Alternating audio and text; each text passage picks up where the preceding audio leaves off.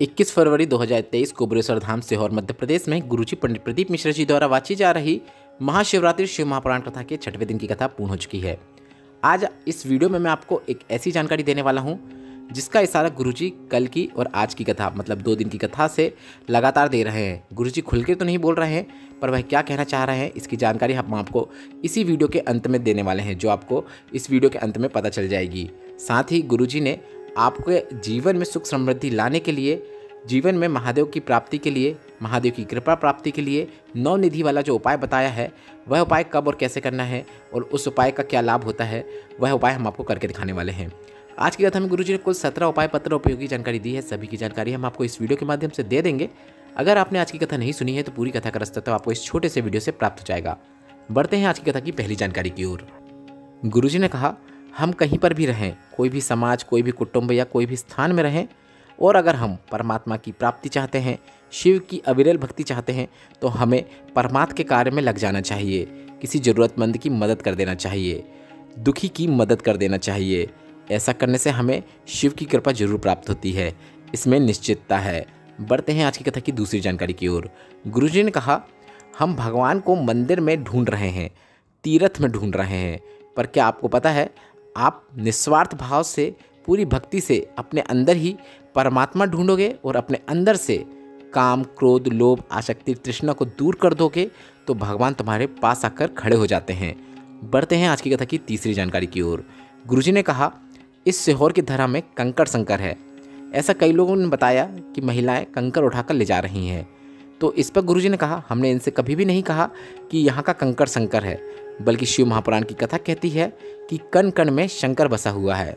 बढ़ते हैं आज की कथा की चौथी जानकारी की ओर। गुरुजी ने कहा, आपने बड़े बड़े मंदिर में देखे होंगे कि इतने बड़े बड़े मंदिरों में छोटा सा शिखर बना रहता है और उस मंदिर की रौनक, उस मंदिर की शोभा उस छोटे से ही शिखर से होती है। उसी तरह आप अपने जीवन में कितने भी बड़े बन जाओ, पर जितना निर्मल, जितना साधारण स्वभाव रखोगे, उतना ही शिव के पास रहोगे। बढ़ते हैं आज की कथा की पांचवी जानकारी की ओर। गुरुजी ने कहा, हम कभी नहीं कहते कि घर में छोटे छोटे बच्चे हों या फिर घर में जो बुजुर्ग हों, उनको छोड़कर आप यहाँ कथा पंडाल में आकर कथा सुनो, बल्कि आप वहीं घर में बैठकर उनकी सेवा करोगे तो तुम्हें कथा सुनने की जरूरत भी नहीं पड़ेगी और महादेव की कृपा आपको प्राप्त हो जाती है। बढ़ते हैं आज की कथा की छठवीं जानकारी की ओर। गुरुजी ने कहा, बस इतना निवेदन करना चाहेंगे, पहनावा जो भी पहनो पर वह लायक होना चाहिए, और अपने देश की जो शान है, मतलब सर में पल्लू, माथे में बिंदी और मुख में हिंदी, इसे कभी खत्म मत होने देना, इसे कभी गुमने मत देना। क्योंकि आपके मस्तक में रखा हुआ वह छोटा सा कपड़ा क्या होता है, वह आपके सर में सिर्फ कपड़ा नहीं होता है, बल्कि आपके पूर्वजों का आशीर्वाद के रूप में वह आपके सर में हमेशा रहता है। बढ़ते हैं आज की कथा की सातवीं जानकारी की ओर। जय पाठक जी काशी से पत्र लेकर आए, जिसमें उन्होंने लिखा, मुझे 10 से 12 साल से गुटखा खाने की बहुत बुरी आदत थी। रोज 30 से 40 गुटखे खा लेता था। घर वालों ने बहुत प्रयास किया पर गुटखा नहीं छूट रहा था। पर एक बार मेरी मंगेतर ने मंदिर में बुलाकर मुझे मंदिर में शिवलिंग पर चढ़ी हुई बेलपत्र को दिया और उस बेलपत्र को खाने को कहा और कहा, इस बेलपत्र को खाओ और अब से गुटखा छोड़ देना। और वह दिन था, उस दिन मैंने बेलपत्र खाया और उसी दिन से मुझे गुटखा से घृणा हो गई और मैंने गुटखा पूरी तरीके से छोड़ दिया है। उसी का आभार व्यक्त करने मैं कथा पंडाल में आया हूँ। बढ़ते हैं आज की कथा की आठवीं जानकारी की ओर। गुरुजी ने कहा, महादेव ने माता पार्वती से कहा है कि केवल एक शिवलिंग की पूजन करने वाला केवल एक शिवलिंग की ही पूजन नहीं करता है, बल्कि शिवलिंग के साथ साथ वह 33 कोटि देवी देवताओं का भी पूजन कर देता है। बढ़ते हैं आज की कथा की 9वीं जानकारी की ओर। आज की कथा में गुरुजी ने नवनिधि प्राप्ति वाला एक विशेष उपाय बताया है। काफ़ी अच्छे से गुरुजी ने समझाया है, जिसकी जानकारी शायद आज से पहले आपको नहीं थी, क्योंकि गुरुजी ने भी आज से पहले इसकी जानकारी कभी नहीं दी है। तो इस जानकारी को आप थोड़ा ध्यान से सुने और आप वीडियो में भी देखकर समझ सकते हैं कि आपको उपाय कैसे करना रहेगा। गुरुजी ने बताया, जब आप शिवलिंग पर त्रिपुंड बनाते हैं तो इस त्रिपुंड की हर एक लाइन में 9 देवी देवता का निवास होता है। अब आपको बता दें कि 9 जो देवी देवताओं का निवास होता है, तो कौन सी लाइन में कौन सी देवी देवताओं का निवास होता है। आप जो सबसे प्रथम रेखा बनाते हैं, मतलब शिवलिंग में जो त्रिपुंड रहता है, जो उसकी सबसे ऊपर वाली लाइन रहती है, उसमें 9 देवियों का निवास होता है। और त्रिपुंड की जो दूसरी मतलब बीच वाली रेखा होती है, उसमें 9 ग्रहों का निवास होता है, उसमें 9 ग्रह रहते हैं। और अंतिम जो तीसरी रेखा होती है, सबसे नीचे वाली रेखा होती है, उसमें 9 निधियों का निवास रहता है।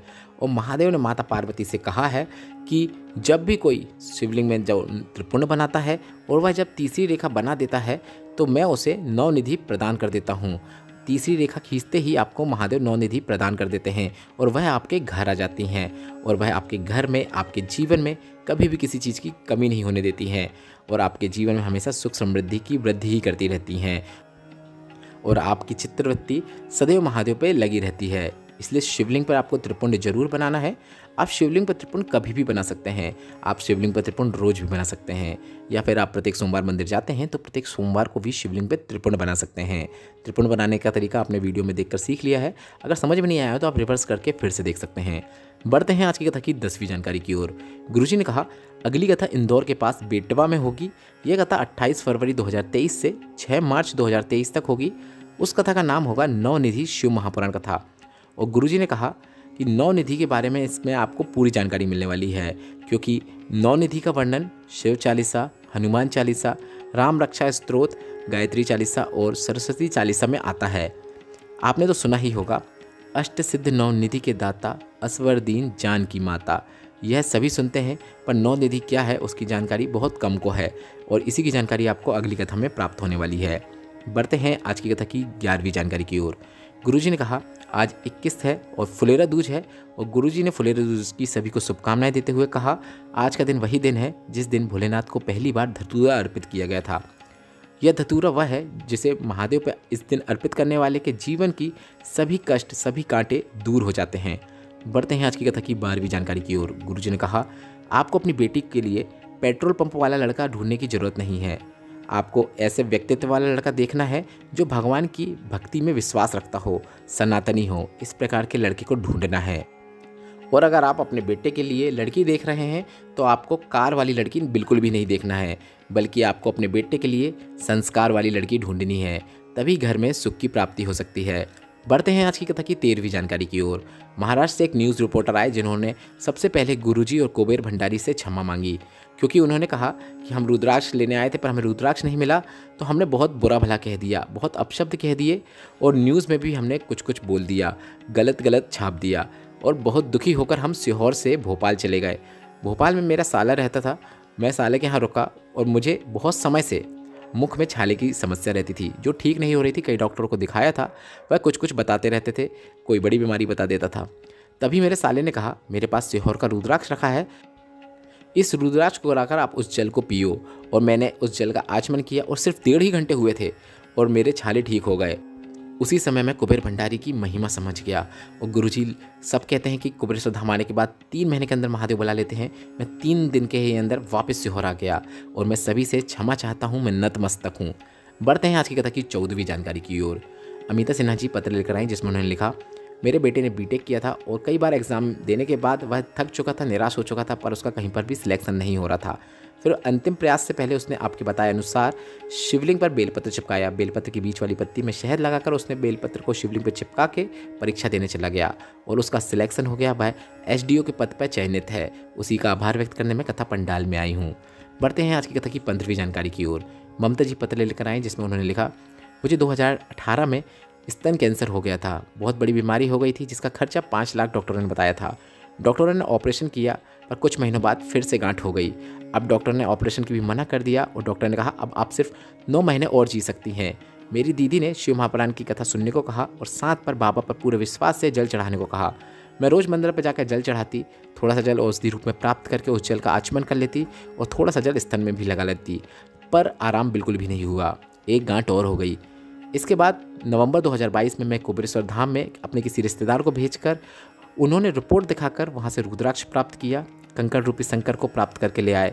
इसके बाद मैं कंकड़ रूपी शंकर की पूजन अर्चन करती, रुद्राक्ष को जल में गलाकर उस जल का आचमन करती। 15 दिन बाद मैंने टाटा मेमोरियल में जाकर जांच कराई तो डॉक्टर ने कहा तुम्हारी गांठ गल चुकी है, तुम्हें कैंसर नहीं है। उसी का आभार व्यक्त करने में कथा पंडाल में आई हूँ। बढ़ते हैं आज की कथा की 16वीं जानकारी की ओर। गुरुजी ने कहा जांच कराओ, डॉक्टर को दिखाओ, डॉक्टर की दवाई खाओ, सब करो जो डॉक्टर कह रहा है वह सब आपको करना चाहिए, पर दवाई खाते समय आपको कुंदकेश्वर महादेव का नाम जरूर ले लेना चाहिए। ऐसे में वह दवाई औषधि बन जाती है और वह अपना कार्य करना शुरू कर देती है। बढ़ते हैं आज की कथा की 17वीं और अंतिम जानकारी की ओर। अब मैं आपको वही बात बताने वाला हूँ जो आपको वीडियो के शुरू में बताया था। अगर आपने नोटिस किया हो तो कल की कथा में और आज की कथा में गुरुजी ने कहा था कि रात को कुबेर भंडारी आता है और क्या दे के चला जाता है किसी को भी पता नहीं है। कल ये बात गुरुजी ने बोली थी और पूरे पंडाल में तालियां बज गई थी।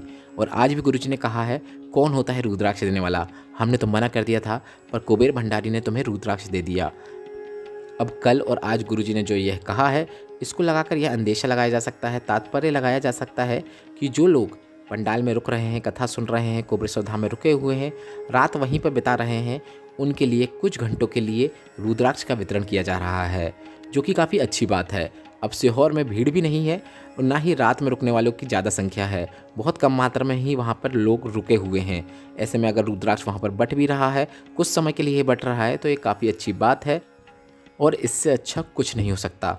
पर यह केवल मेरा अंदाज़ा है, इस बात की पुष्टि ना ही गुरुजी ने की है ना ही कहीं से हुई है।